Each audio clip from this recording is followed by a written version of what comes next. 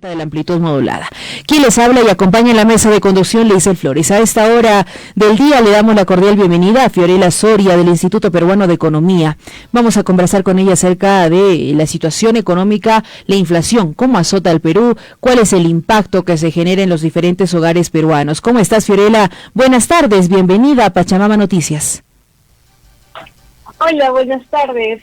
Muchas gracias por esta invitación para hablar de ese tema tan importante en la economía y para entender qué es la inflación a todos los hogares y personas que ahorita nos están escuchando. Entonces te comento lo más importante de cómo la inflación afecta el crecimiento económico viene dado por el lado de consumo. La inflación es la medida, el aumento general de los precios en nuestra economía. Entonces, en la medida que estos precios van creciendo cada vez más, eso disminuye la capacidad adquisitiva de los hogares, lo cual es de alguna manera que tanto las personas y los hogares, qué tanto pueden comprar con el dinero que tienen disponible, es decir, qué tanto pueden comprar con sus ingresos. La inflación en sí misma no es el problema de fondo es que los ingresos de los hogares no se han recuperado tras la pandemia.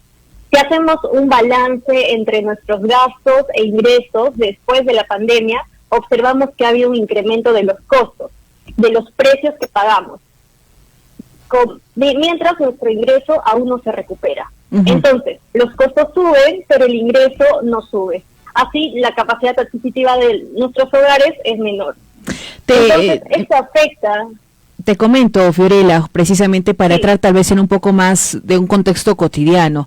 Yo acabo de venir del mercado, te comento así de forma casual. Después de mucho tiempo me senté donde la casera que prepara pues jugos especiales, fresas con leche, etc.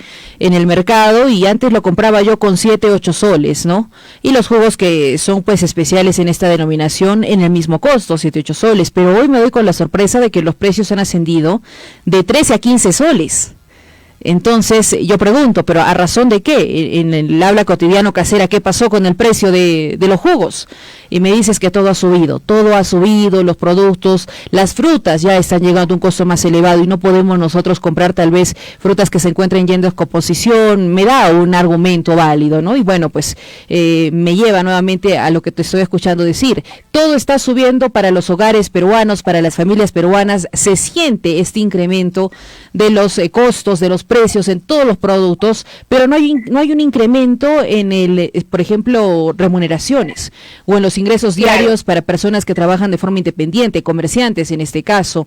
Probablemente mucha gente no entiende acerca de ello y esto tiene que ver en relación con la inflación, ¿no? Porque esto pueden pensar, se trata simplemente de la crisis política que estamos atravesando, solo pasa en nuestro país, Fiorella. ¿Pasa en realidad en este 2023 post pandemia a nivel mundial?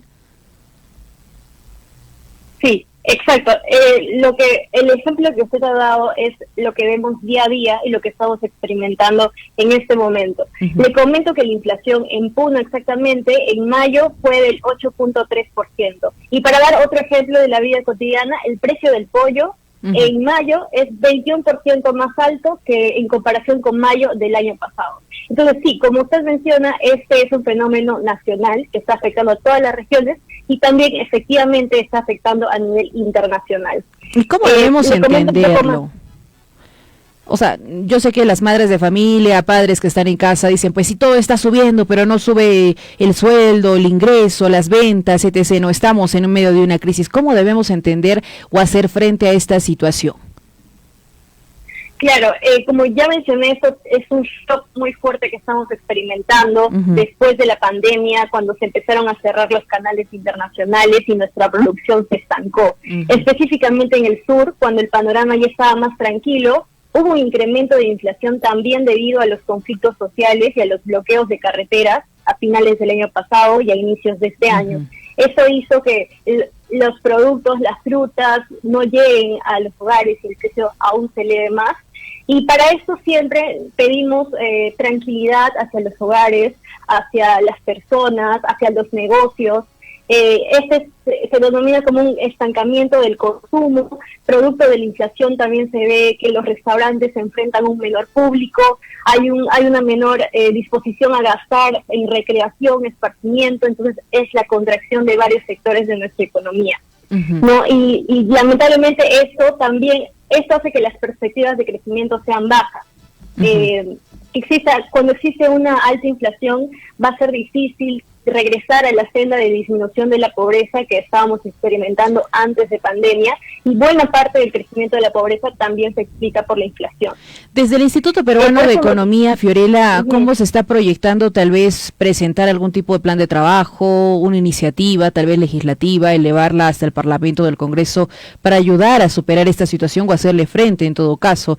Estamos todavía en medio de una incertidumbre y te pregunto, ¿tiene relación el tema de la economía, la inflación que estamos padeciendo con el bajo gasto presupuestal, por ejemplo, de las regiones? Y en este caso, la región Puno es una de ellas. No hay un gasto presupuestal por parte de sus autoridades regionales que sean, vamos a decir, un referente. No vemos, hay cantidad de obras paralizadas, falta de bolsa laboral. ¿Tiene que ver? ¿Hay una relación directa?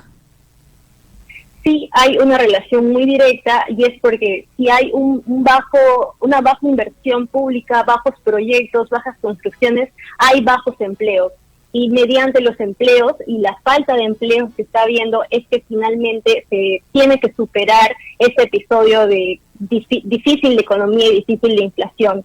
Entonces, hay menores empleos, y para ello, desde el Instituto Peruano de Economía, nosotros siempre con nuestras publicaciones y con nuestras sugerencias sacamos a luz los verdaderos datos, los datos en físico de lo que está pasando, y siempre llamamos a las autoridades a que se hagan cargo y empiecen a transformar, a innovar, a supervisar sobre todo las obras que ya están en proceso, que se tienen que poner en proceso. Las autoridades siempre tienen que estar atentas, siempre nosotros vamos a llamar a que estén atentas a toda la población, porque finalmente, tú sabes, aquí los más afectados son las familias de bajos recursos, sobre todo. Entonces, hacia ellos tienen que ir todas las políticas y toda la atención, además de hacia todas las personas del país y de la región. Además, también hay una alerta. Aquí hemos hablado y hemos escuchado a otros especialistas en economía advertir de que hay un porcentaje considerable que si estaba tal vez en el calificado como de ingresos económicos medianos, clase media, va a pasar a ser pobre si continuamos con estos índices de inflación, ¿no? Vamos a pasar prácticamente a este porcentaje donde la gente necesita más recursos y no se sabe cuál es, en todo caso, la forma en la que se debe desde el gobierno central y los gobiernos regionales y locales mitigar esta situación o frenar el avance de este porcentaje. ¿Cuáles serían tus recomendaciones como especialista en economía? ¿Qué debería hacer el gobierno central? ¿En qué nos tenemos que enfocar para que el Perú pueda un poco retardar este proceso de inflación y recuperar algunos índices económicos? Claro, como bien lo has mencionado, es muy importante que nuestras autoridades nacionales y subnacionales tengan la responsabilidad de mejorar la prestación, por ejemplo, de servicios públicos, con el fin de reducir la vulnerabilidad y fomentar una acumulación de riqueza en sus regiones. Recomendaría mucho que se centren en los problemas específicos que tenemos, impulsar la inversión privada, que también este año ha caído, pero aún se puede recuperar y aún podemos mantener la calma para que nuestras autoridades actúen y de una manera eficiente. Y nosotros como población tenemos que tener la mente positiva y confiar en que si nosotros como Instituto Peruano de Economía, por ejemplo, les vamos a hacer conocer cómo está el Perú en términos de consumo, de inversión, de pobreza, para que puedan de alguna manera tomar conciencia y hacerse responsables de la prestación de sus servicios. El detalle está que ciertamente, ¿no? Yo creo que la población ya es consciente de este hecho, y más allá de ser positivos, porque mucha gente, por ejemplo, aquí en la región Puno trabaja diariamente, ¿no? Lo mismo que te comentaba hoy, en el mercado la gente trabaja del día a día y está en su cabeza que de lo que gana en el día tiene que vivir para el día siguiente y sostener una familia, ¿no? ¿Cuál sería en todo caso la acción directa, por ejemplo, de un gobierno regional, de un gobernador regional? ¿Qué debería hacer un gobernador regional para poder generar mayor bolsa de empleo? ¿O qué deberían hacer también las familias con su economía? Sabemos que del 100% que ingresan a los hogares, un 60% es utilizado para comida. ¿no? Comida, y el otro 40 tiene que ser dividido entre gastos, pagos y deudas que tengan, pasajes diarios, etc., incluso enfermedades, pero el 60% del ingreso que tiene un hogar es directamente utilizado en alimentación. Entonces, ¿cuál sería tu recomendación, tanto para las familias y de forma ejecutiva, qué debieran hacer los gobernadores regionales y directamente el gobernador, tu recomendación para el gobernador de Puno?